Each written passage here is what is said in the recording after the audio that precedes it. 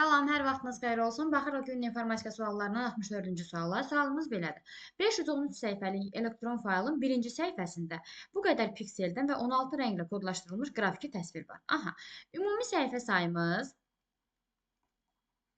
513-dür.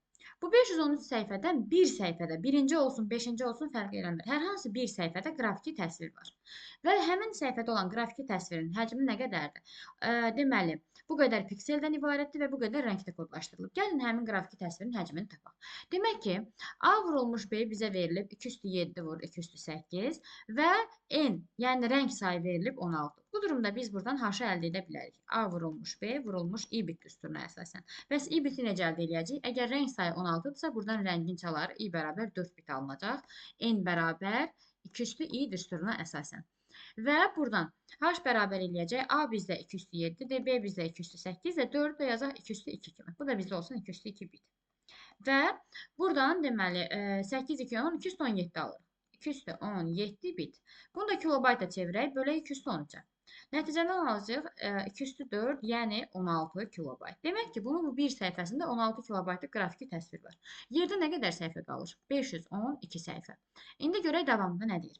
Digər səhifələrin hər birində, yəni söz gedən bu digər səhifələrin hər birində 16 sətr, 64 simvol və ASCII sistemində kodlaşdırılmış və bu faylın kompüter yaddaşında saxlamaq üçün necə kilobayt yaddaş sahəsi lazımdır? Aha.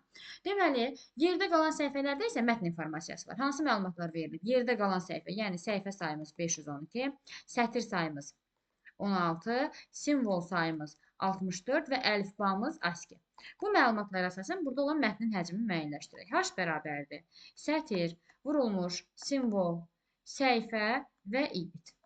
Buradan H bərabər eləyəcək. Sətr sayımız 2 üstü 4-dür, yəni 16, simvol sayı 64-dür, yəni 2 üstü 6 və səhifə sayı 512-dir, yəni 2 üstü 9 vurulmuş. i bitin də yerinə ASCII-də bir simvolumuz yaddaşda 8 bit və ya 1 bayt yer tutduğundan 1 bayt və ya 8 bit yaza bilərik. Gəlin 1 bayt yazaq ki, kilobayta çevirmək daha rahat olsun. Buradan 6, 4, 10, 19 alacaq 2 üstü 19 bayt. Bunu da kilobayta gətirmək üçün 2 üstü 13-ə bölürük bildiyimiz kimi. Buradan alacaq 2 üstü 6, yəni 64 kilobaytı. İndi biz bu mətnin, ümumiyyətlə bu faylın yaddaşda tutduğu yeri tapmaq üçün aldığımız bu iki həcmi toplamalıyıq. Elə bilin ki, bir dənə kitab götürün. Bunun həm şəkli var, həm də mətni var. Şəklin həcmini tapdıq, mətnini tapdıq. Bunları cəmləməliyik ki, bu kitabın yaddaşda nə qədər yer tutduğunu tapa bilək.